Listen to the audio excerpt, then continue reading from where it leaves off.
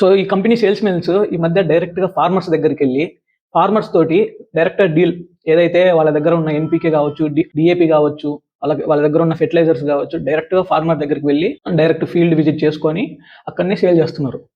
So farmer ఏంటంటే మా దగ్గరకు వచ్చి ఫీల్డ్ విజిట్ చేసి చూసి మాకు రికమెండ్ చేస్తున్నారు అనుకుంటున్నారు. సో రీసెంట్గా ఒక ఫార్మర్తో మాట్లాడినప్పుడు ఆ ఫార్మరు 20 acres ఉంది ఆయనకి. ఆయనతోటి ఈ కంపెనీ సేల్స్ మ్యాన్ బాగా 2 years నుంచి వాళ్ళ దగ్గర ఉన్న ప్రొడక్ట్స్ ఏవైతే ఎన్పికే కావచ్చు, డిఏపి కావచ్చు, పూర్తి స్థాయిలో వాడిపించాడు ఆయనకి 2 years నుంచి. సో ఆయన ఫీల్డ్ 20 acresలో ఈ కేవీకే వాళ్ళు ఏం చేశారంటే సాయిల్ శాంప్లింగ్ తీశారు. సో సాయిల్ శాంప్లింగ్ తీసి పంపించినప్పుడు అక్కడ ఏం జరిగిందంటే ఆ భూపరీక్షలో ఎక్కువ ఉండాల్సిన దానికంటే 50% ఎక్కువ మోతాదు అంటే ఫాస్ఫరస్ ఉందంట.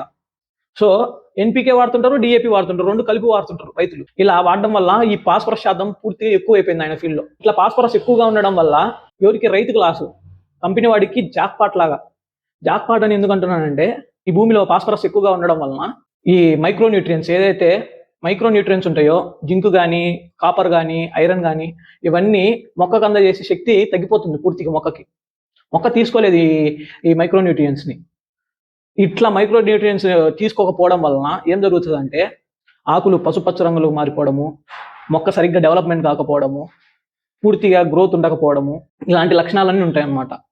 సో రెండోసారి ఎవరైతే ఈ కంపెనీ వాడు వెళ్ళింటాడో మళ్ళీ రెండోసారి ఫార్మ్ విజిట్ చేసినప్పుడు సో ఇదిగో ఇట్లా జింక్ డెఫిషియన్సీ ఉంది, కాపర్ డెఫిషియన్సీ ఉంది, ఐరన్ డెఫిషియన్సీ ఉంది అని చెప్పేసి అని లక్షణాలను చూపించి ఇది వాడమని అది వాడమని చెప్పి మళ్ళీ మందులు మన చేతికే ఇస్తున్నాడు. సో ఈడ చిన్న పాయింట్, వాడు చెప్పిన మందుల వల్లే భూమి పాడైపోయింది.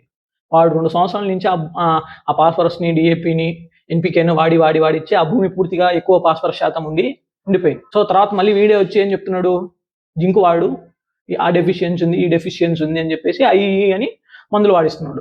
ఇక్కడ రైతులు కాస్ట్ ఆఫ్ ఏదైతే పెట్టుబడి పెట్టేది ఉందో ఆ పెట్టుబడి ఎక్కువైపోతుంది రోజు రోజుకి. దేనివల్ల? ఈ కెమికల్ ఫెర్టిలైజర్స్ని వాళ్ళని నమ్మడం వల్లనే.